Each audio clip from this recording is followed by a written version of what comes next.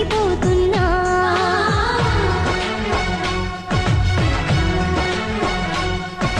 నిండురేలో ఇంత వెలుగు ఇది ఎక్కడిదనుకున్నా నువ్వు వస్తున్నావుగా ఇది నీ మహిమని ఇప్పుడే కనుగొన్నా నీతో శ్రావణ మాసం తీసుకురా మన కోసం